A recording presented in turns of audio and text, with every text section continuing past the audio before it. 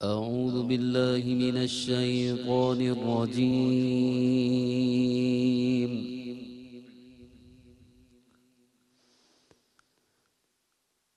بسم الله الرحمن الرحيم.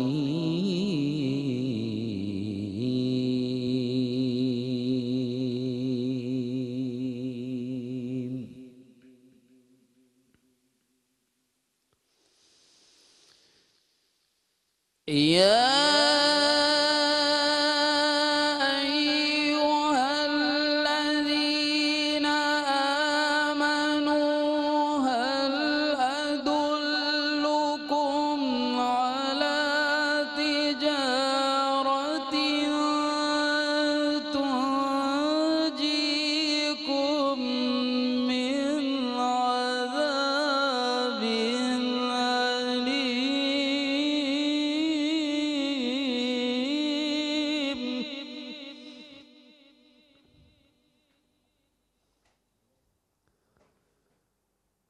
تؤمنون بالله ورسوله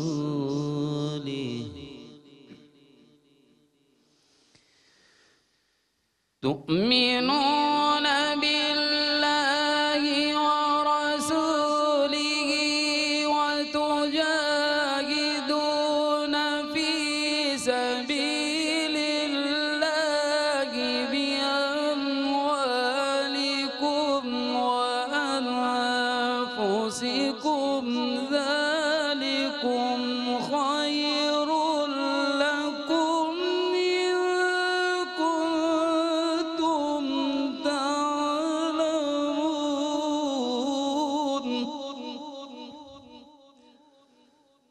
ذلكم خير لكم إن كنتم تعلمون. صدق الله العظيم.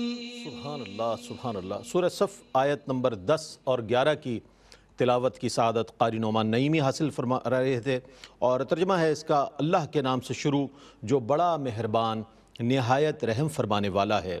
اے ایمان والو، کیا میں تم کو ایسی تجارت نہ بتاؤں جو تم کو دردناک عذاب سے نجات دے؟ تم اللہ اور اس کے رسول پر ایمان لاؤ اور اپنے مالوں اور اپنی جانوں کے ساتھ اللہ کی راہ میں جہاد کرو، یہ تمہارے لیے بہتر ہے اگر تم علم رکھتے ہو۔ آئیے ان دونوں آیت مبارکہ کی تفسیر کے لیے ہم چلتے ہیں قبلہ مفتی محمد اکمل مدنی صاحب کی جانب۔ بسم اللہ۔ بہت شکریہ، اور اولاً میں حاجی عبدالرزاق صاحب کے لیے دعا کرتا ہوں اللہ تعالیٰ ان کی بخشش و مغفرت فرمائے، آمین۔ ان کے درجات کو بلند فرمائے، اور انہوں نے جو اپنے لیے ثواب جاریہ کے اقدامات کیے اللہ تعالیٰ ان کو قبول فرما کر تا قیامت ان کو جاری و ساری فرمائے۔ آمین۔ اللہ تعالیٰ نے اس میں اول مخاطب مومنین سے فرمایا، ان کو مخاطب رکھا، تو سب سے پہلے مومنین کو ہوشیار ہونا چاہیے، توجہ کرنی چاہیے کہ اللہ تعالیٰ خاص ہمیں ایک تجارت کے بارے میں ارشاد فرما رہا ہے، اور اللہ تعالیٰ اگر چاہتا تو اس کا حکم دے دیتا۔ یہاں یہ اسلوب یہ قائم کیا ہے کہ حکم نہیں دیا بلکہ ترغیب دی ہے، کیا میں تمہیں ایسی تجارت نہ بتاؤں جو تمہیں دردناک عذاب سے بچا لے؟ اللہ اللہ اللہ۔ ورنہ اللہ تعالیٰ چاہتا تمہیں تجارت کرنی ہے تو ہمیں کرنی تھی، اللہ کا حکم ہے، لیکن بہت اچھے انداز سے اللہ تعالیٰ نے ایک ہمیں تبلیغ کا طریقہ بھی بتایا ہے کہ بعض اوقات احکام براہ راست بیان ہوتے ہیں، اور بعض اوقات ترغیب اور ترہیب کا سلسلہ ہوتا ہے۔ ترغیب کا مطلب راغب کرنے کے لیے کسی انعام کا ذکر کرنا، اور ترہیب کا مطلب ہوتا ہے ڈرانا۔ تو یہاں بظاہر ایک عذاب علیم کا ذکر ہے، لیکن اس میں ترغیب ہے کہ اگر تم یہ کام کر لو گے تو اللہ کے عذاب سے محفوظ ہو سکتے ہو۔ اس کا شان نزول یہ ہے کہ صحابہ کرام علیہم الرضوان نبی کریم صلی اللہ علیہ وسلم کے پاس آئے، اور انہوں نے کہا رسول اللہ ہمیں کوئی ایسا کام بتائیں جو اللہ کو پسند ہو، ہم کرنا چاہتے ہیں۔ اس پر یہ آیت کریمہ نازل ہوئی کہ اے ایمان والو، کیا میں تمہیں پھر ایسے کام کی طرف رہنمائی نہ کر دوں جو تمہیں اللہ کے عذاب سے محفوظ کر دے؟ اب وہ کام بیان ہونے شروع ہوئے۔ پہلی چیز ہے تؤمنون باللہ ورسولہ۔ سبحان اللہ۔ اچھا، آپ غور کریں کہ خطاب ہے ایمان والوں سے، اور پھر ان کو کہا جا رہا ہے کہ پہلی چیز یہ ہے کہ تم اللہ اس کے رسول پر ایمان لاؤ۔ تو یہ تو تحصیل حاصل ہو گئی. جیسے کسی آدمی کو کہا جائے تم آدمی ہو جاؤ، وہ تو پہلی آدمی ہے. انسان کو کہا جائے تم انسان ہو جاؤ، وہ تو پہلی انسان ہے. تو اس کا مطلب ہے یہاں پر جو تؤمنون باللہ و رسولہ کہا جا رہا ہے، اس کا مطلب یہ ہے کہ جو اللہ نے تمہیں اپنی رحمت بالغہ سے ایمان کی دولت عطا فرمائی، اس پر دوام اور استقامت حاصل کرو، اور جیسا ایمان لانے کا حق ہے وہ حق ادا کرو. اب اللہ تعالیٰ پر ایمان لانے کا مطلب کیا ہے؟ یعنی اس پر ایک تو چلیں ہم پہلے ایمان لانا کر لیتے ہیں، پھر اس پہ دوام اور استمرار. ایمان یقین کا نام ہے. اللہ پر یقین لانے کا مطلب سب سے پہلی چیز یہ کہ ہم اسے اپنا معبود حقیقی مانیں. جو قرآن میں اللہ نے عقائد بیان کیے، ان عقائد کو پڑھنے کے بعد ان کے تقاضے کے مطابق اپنی سوچ اور فکر کو ان کے سانچے میں ڈھالیں.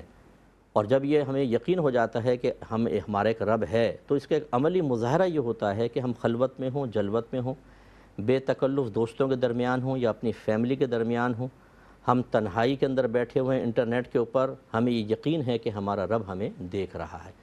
یہ یقین درکار ہے. نبی کریم صلی اللہ علیہ وسلم نے جیسے کہ صحابہ کرام علیہم رضوان سے ارشاد فرمایا کہ تم ایسے نماز پڑھو جیسے اللہ کو دیکھ رہے ہو، اور اگر تم نہیں دیکھ رہے تو وہ تو تمہیں دیکھ ہی رہا ہے. اور نبی کریم صلی اللہ علیہ وسلم پر ایمان لانے کا مطلب یہ ہے کہ ہم یقین رکھیں کہ آپ اللہ کے نبی ہیں. جو کچھ اللہ کی بارگاہ سے لے کر آئے وہ بالکل یقینی ہے، وہ حق ہے، اور ہمیں پھر اس کے تقاضے کے مطابق عمل بھی کرنا ہے. اب انہی چیزوں پر دوام اور استمرار حاصل کرنا ہے، اسی پر استقامت حاصل کرنی ہے، اسی کو درجہ کمال تک پہنچانا ہے. دیکھیں صحابہ کرام علیہم رضوان نے اولا نبی کریم صلی اللہ علیہ وسلم کے پیغام پر دعوت سرکار نے دی، انہوں نے لبیک کہا، کلمہ پڑھ دیا. اس وقت ایمان کیفیت کے اعتبار سے بہت کم تھا. پھر جیسے جیسے آیات نازل ہوتی رہیں ویسے ویسے ان کے ایمان میں اور یقین میں پختگی اور وسعت پیدا ہوتی رہی، کیونکہ اس میں درجہ بدرجہ مزید امتحانات آتے رہے. سب سے پہلے اللہ کی وحدانیت اور آخرت کے بارے میں ایمان لانے کا حکم، اکثر اس پہ فوکس رہا مکی زندگی میں آپ دیکھیں. اس کے بعد دیگر چیزوں پہ فرشتوں کا ذکر ہے، ملائکہ کا ذکر ہے، بروز قیامت، پھر تقدیر کے معاملات. اور پھر جیسے جیسے آیات نازل ہوتی رہیں، جیسے جیسے سرکار کے معجزات ظہور پذیر ہوتے رہے، ویسے ویسے ان کے ایمان میں زیادتی ہوتی رہی. تو اس کا ایک مطلب یہ ہو سکتا ہے کہ اللہ اس کے رسول پر ایمان لانے کا مطلب اپنے ایمان میں دوام استمرار پیدا کرتے رہو اور اس میں وسعت پیدا کرو، غور و تفکر کرو. جیسے حضرت ابو بکر صدیق رضی اللہ تعالیٰ عنہ فرمایا کرتے تھے کہ میں نے سورہ بقرہ کو 16 سال میں ختم کیا، صرف سورہ بقرہ کو. اب کیا ہے، اس پہ غور و تفکر، اس میں سے نکات اور اس میں سے لطائف حاصل کر کے آپ اس کو پڑھتے رہے، اور اللہ تعالیٰ نے پھر علم کے دریا آپ پر بہائے اور آپ کو نبی کریم صلی اللہ علیہ وسلم کے وسیلہ جلیلہ سے علمی وسعت سے نوازا. تو ایک سورہ کو 16 سال میں، اب ان کے ایمان کی کیفیت کیا ہوگی، زبردست قسم کی. تو اس لیے ایک چیز تو یہ. دوسرا پھر وَتُجَاهِدُونَ فِي سَبِيلِ اللَّهِ بِأَمْوَالِكُمْ وَأَنفُسِكُمْ، اللہ کی راہ میں جہاد کرو اپنے مالوں کے ساتھ اور اپنے نفوس کے ساتھ، اپنی جانوں کے ساتھ. یہ جہاد دو طرح کا ہوتا ہے. جہاد کا معنی ہوتا ہے کوشش کرنا، مقابلہ کرنا، مسلسل کسی کے سامنے ڈٹے رہنا. ایک ہوتا ہے کفار کے ساتھ جہاد کرنا، وہ تلواروں کے ساتھ ہوتا ہے، آج کل گنز کے ساتھ ہیں اور دیگر میدان جنگ کے اندر ہوتا ہے، جو آج کل بہت کم ہے. لیکن اس میں یہ ہوتا ہے کہ اگر کوئی آپ کے ملک پر حملہ کرتا ہے تو جہاد فرض عین ہو جاتا ہے، ہر ایک کو کرنا ہوتا ہے. یا اگر کوئی حاکم اسلام ہے وہ کال دے دے کہ جہاد کرنا ہے تو پھر وہ فرض ہوگا. جیسے ہمارے نبی کریم صلی اللہ علیہ وسلم نے ہمیشہ کوئی مدینے پر حملہ ہونے کے صورت میں ڈیفینسو صورت کے اندر ہی تو حکم نہیں فرمایا، باہر نکل کے بھی کرنا ہے. حاکم اسلام کال دے دے تو فرض، اور اگر ایسا نہیں ہے، کہیں ضرورت ہے تو پھر وہ واجب کے درجے کے اندر ہوتا ہے. اور بعض اوقات اتنی سخت ضرورت نہیں ہوتی، لیکن ایک مسلسل کوشش اور نفاذ اسلام یا جو قوانین اسلام ہیں ان کو نافذ کرنے کے لیے اور فتن کو ختم کرنے کے لیے کوششیں جاری رہتی ہیں، وہ مستحب جہاد ہوتا ہے. ان کی اپنی شرائط ہیں جو طوالت ہے اس میں. لیکن کہنے کا مطلب یہ ہے کہ ایک یہ جہاد ہے جو آج کل فی زمانہ ایک عام آدمی کے لیے انتہائی مشکل ہے. سوال یہ پیدا ہوتا ہے چلے ہم ایمان تو لے آئے اللہ پہ، اس کے رسول پر، تو ہم جہاد کیسے کریں گے؟ تو اس کی پھر دوسری ایک قسم رکھی، وہ ہے نفس کے ساتھ جہاد کرنا. وہ مال کے ساتھ بھی ہوتا ہے نفس کے ساتھ جہاد، اور اپنی جان کے ساتھ بھی ہوتا ہے. وہ اس طریقے سے مال کے ساتھ جہاد یہ ہے، پہلے نفس کیا ہے کہ نفس ہمارے اصل میں باطن میں اللہ تعالیٰ نے آسان الفاظ میں عرض کرتا ہوں ایک ایسی چیز کو پیدا کیا ہے جو ہمیشہ ہمیں برائی کی طرف ابھارے گی. اب ہمیں اس کو مطیع و فرما بردار کرنا ہے، اللہ تعالیٰ کی اطاعت کی طرف لے کر آنا ہے، فرما برداری کی طرف لے کر آنا ہے. اور اللہ تعالیٰ نے جو احکام بیان کیے ان کے راہ میں اگر یہ ریزسٹنس پیدا کرتا ہے، رکاوٹ پیدا کرتا ہے، تو اس کی رکاوٹ کو ختم کرنا ہے۔ یہ جہاد جہاد اکبر کہلایا۔ صحابہ کرام علیہم رضوان جب بعض اوقات جہاد سے واپس آتے تو رحمت کونین صلی اللہ علیہ وسلم ارشاد فرماتے کہ تم جہاد اصغر سے جہاد اکبر کی طرف آ گئے ہو، یعنی چھوٹے جہاد سے ایک بڑے جہاد کی طرف۔ پوچھتے یا رسول اللہ جہاد اکبر کیا ہے؟ فرماتے اپنے نفس کے ساتھ جہاد کرنا۔ اب نفس کے ساتھ جہاد کرتے ہوئے مال کیسے بیچ میں آیا؟ وہ اس طریقے سے کہ اکثر مال کا نام مال رکھا ہی اس لیے علماء کہتے ہیں کہ اس کی طرف دل کا میلان ہوتا ہے اور انسان نہیں چاہتا کہ اس کو اپنے آپ سے جدا کرے۔